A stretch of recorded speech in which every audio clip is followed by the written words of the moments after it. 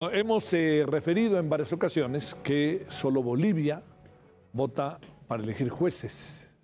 El gobierno mexicano quiere hacer lo mismo, pero el proceso tiene, como suele pasar, ¿no? No es tan directo. Hay, como luego se dice, ¿no? De manera doméstica, letras chiquitas.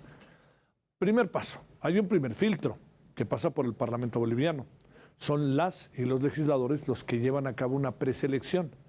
Y de ese proceso salen los candidatos a jueces que van a las urnas. Los bolivianos llevan dos elecciones, una 2011, otra 2017. Las dos han recibido críticas de muchos sectores bolivianos. La primera por fallas para que las personas conocieran las propuestas de los jueces porque no pueden hacer campaña.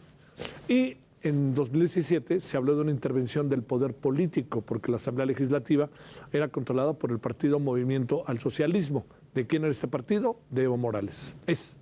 La última elección debió realizarse el año pasado, pero no se pudo llevar a cabo, porque el proceso de preselección se quedó atorado. Bueno, hay una medición muy interesante sobre lo que pasa en Bolivia. La compartió el analista e investigador en políticas públicas de la Conferencia Interamericana de Seguridad Social, Pablo de los Cobos. En 2011, cuando Bolivia votó por primera vez para elegir jueces, el nivel de desconfianza en el Poder Judicial se acercaba al 80%. Ahora el nivel de poco a ninguna confianza supera ese 75%. Le digo que puede salir más caro el caldo que las albóndigas. La desconfianza en los jueces no solo se redujo, sino que ahora aumentó. O sea, depende cómo camine esto. Le hemos pedido a José Antonio Rivera, ex magistrado del Tribunal Constitucional, docente universitario en Derecho Constitucional, que nos dé puntos de vista, ¿no? Que nos diga por dónde van las cosas, cuál es la experiencia que ellos tienen. Magistrado, le agradecemos muchísimo que esté con nosotros. ¿Cómo está? Muy buenas noches. Buenas noches, Javier. Para mí un placer y a la orden. Bueno, ya sabe, ex magistrado, que le podemos decir magistrado, ya sabe lo que anda pasando en nuestro país, México, que estamos en este asunto de un cambio de manera, diría, de 180 grados en materia del aparato de justicia. ¿Qué diría de lo que pasó en Bolivia? ¿Cuáles son las experiencias? Porque aquí se ha colocado, magistrado, como un de enorme valor el hecho de que los jueces sean elegidos de manera directa. Bueno, querido Javier, en primer lugar hay que dejar preciso que en Bolivia se elige por voto popular no a todos los jueces, simplemente a los jueces de última instancia, los máximos tribunales de justicia, denominados en Bolivia magistrados, concretamente magistrados del Tribunal Constitucional Plurinacional, magistrados del Tribunal Supremo de Justicia, magistrados del Tribunal Agroambiental, que es una jurisdicción especializada, y a los consejeros del Consejo de la Magistratura. El sistema consiste en que la Asamblea Legislativa Plurinacional, por 2/3 de votos de los miembros presentes, selecciona a las y los candidatos a magistrados y remite la nómina al organismo electoral que organiza las elecciones, la votación, aplicando el sistema de mayoría simple o mayoría relativa de votos. Presenta una papeleta, una lista larga de candidatos y los ciudadanos votan por un candidato para cada tribunal. El candidato que obtenga el mayor número de votos es electo como titular y el siguiente en votación es electo como magistrado supremo. Bolivia ya ha tenido dos experiencias concretas. La primera, como usted mencionaba en la introducción, en el año 2011. Ajá. Una elección que en realidad no fue elección, sino una validación porque la decisión la adoptan políticamente en la Asamblea Legislativa Plurinacional, donde el partido de gobierno tenía el control de los 2/3 de votos.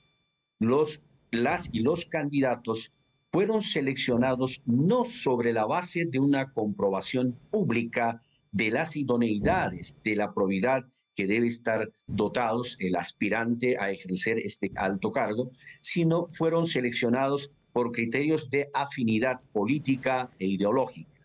situación que provocó un rechazo por parte de las y los ciudadanos, de manera que en las elecciones el 64% de votos emitidos eran la suma de votos nulos y blancos.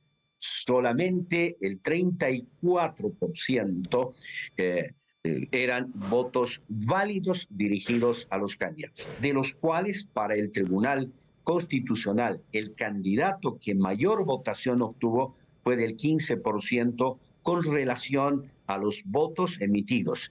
El 9%, decía con relación a los votos válidos, el 9% con relación a los votos emitidos y el 7% con relación al padrón electoral.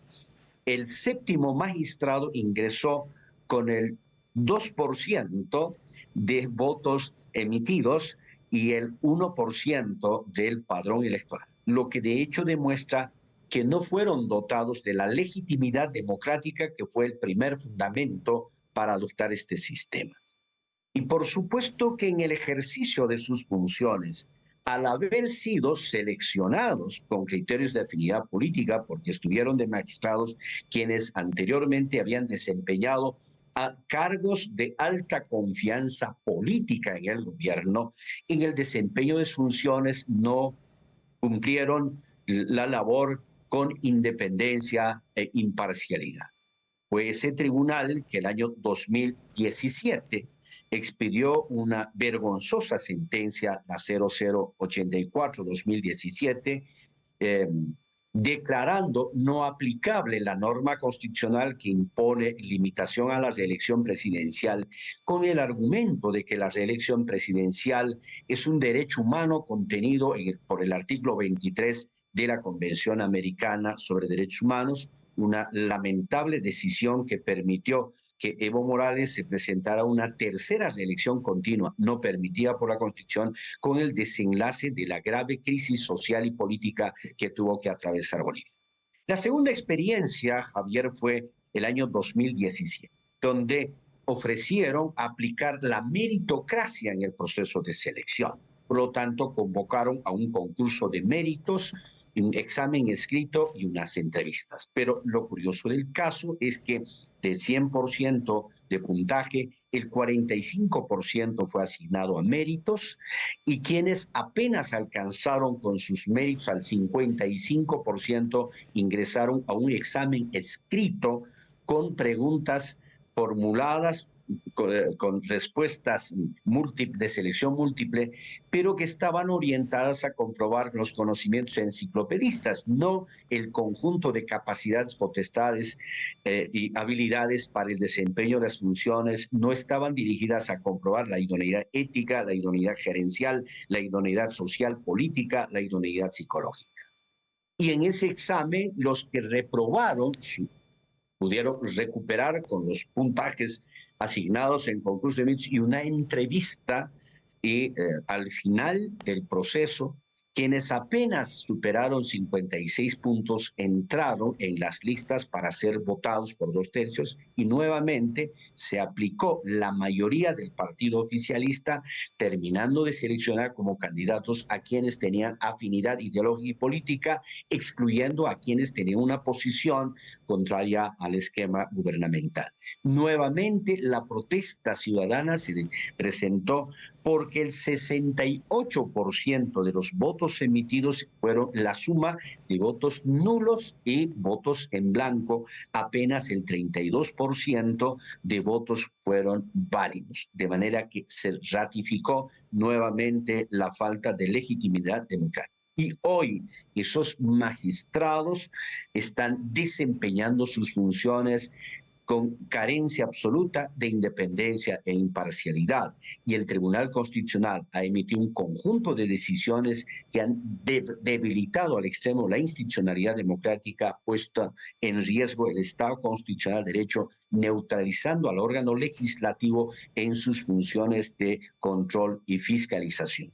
Esos magistrados, mediante una declaración constitucional expedida en contravención de la Constitución, se han autoprorrogado el mandato en razón a que el año pasado no pudieron realizarse las elecciones judiciales en razón a que la Asamblea Legislativa no cumplió con su función de seleccionar las y los candidatos debido a un conjunto de acciones manipuladas que llegaron al Tribunal Constitucional que neutralizó la labor de la Asamblea Legislativa. Y en resumen, entonces, el remedio resultó siendo peor que la enfermedad porque nos prometieron que con elecciones populares los magistrados tendrían legitimidad democrática que no la tienen, que tendrían independencia e imparcialidad que hoy no reflejan, reitero, están totalmente sometidos al gobierno de turno.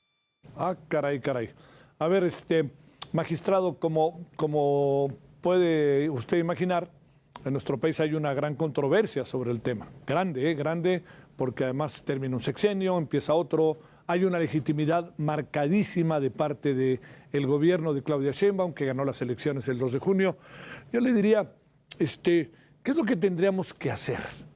Digamos, porque mire, seguido estoy en el Senado y en la Cámara de Diputados, oigo a unos y a otros, pero digamos, esto que significa la experiencia de estar en los, como decimos en México, en los tribunales, en las ventanillas, revisando los documentos, tener una pila de documentos en la mesa, tenerlos que revisar todos, luego no tener muchos instrumentos para poderlos revisar, no hay ni computadoras, estas cosas que finalmente también pasan. ¿Qué tendríamos que hacer? ¿Por dónde ve una decisión, magistrado, que no sé si lo sabe, pero que mi impresión es que es una decisión que está tomada? O sea, ya se va a hacer. Y la clave del asunto es cómo le vamos a hacer. A ver, una opinión sobre eso, ¿qué piensa, magistrado?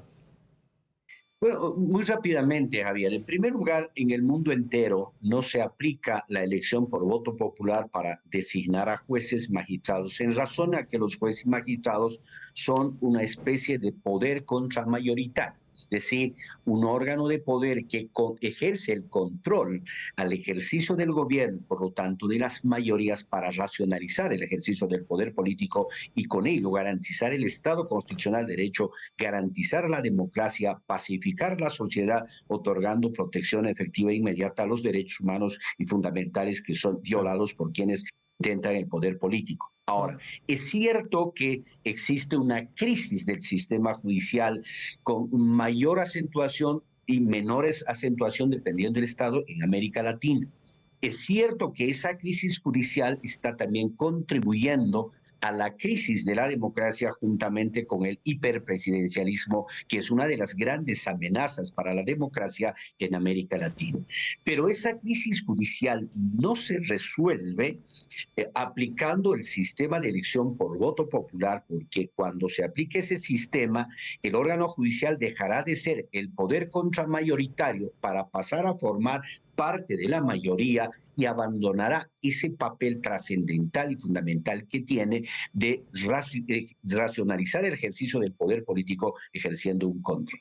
Entonces, la crisis del sistema judicial en América Latina tiene diferentes causas desde el orden económico, por bajas asignaciones presupuestarias que se traducen en la no provisión adecuada, oportuna y suficiente de los servicios judiciales, que generan la retardación de justicia. Tiene sus causas de orden institucional, de orden incluso académico en la formación de jueces, profesionales, abogados. Tiene causas de orden legislativo que para superar hay que enfrentar el problema a partir de esas causas, no a partir de los efectos y las consecuencias, como raramente en muchos de nuestros países latinoamericanos han venido enfrentando los gobiernos de turno, y que han sido reformas que al final del camino no han resuelto el problema de la crisis del sistema judicial. Híjole, es que estamos en un lío, pero en un buen lío, ¿no? Diría yo, magistrado, porque este es un asunto que hay que atacar y como puede usted percibir, México es un país que si de algo adolece es, ¿no?, muy típico de América Latina: corrupción, jueces comprados, y ahí tenemos una variable que no sé qué tan fuerte es en Bolivia, que es el tema de la delincuencia organizada. Así es, hay problemas estructurales que requieren ser enfrentadas estructuralmente, pero el punto de partida es que el juez será independiente en la medida que, en primer lugar, se garantice un sistema de selección y designación fundada en la meritocracia, es decir, la comprobación del conjunto de idoneidad. Sí. Segundo, cuando el juez tenga estabilidad laboral, cuando el juez tenga un buen salario y cuando el juez tenga todos los instrumentos e insumos para desempeñar adecuadamente su papel. Y sobre esto, la Corte Interamericana ha establecido estándares mínimos internacionales. El relator especial de Naciones Unidas para la Independencia Judicial ha establecido estándares mínimos internacionales y todos conllevan a decir que la selección y designación de los jueces y magistrados tiene que estar sustentada en una comprobación pública de la idoneidad, de la probidad y no en criterios de afinidad política por quienes detentan el poder político coyunturalmente. Bueno, o las mayorías en los congresos, ¿no? Le mando un gran saludo, magistrado. Muchas gracias, muchos saludos allá hasta La Paz. Al contrario, yo soy el agradecido y un fuerte abrazo para México. Muchas gracias, magistrado.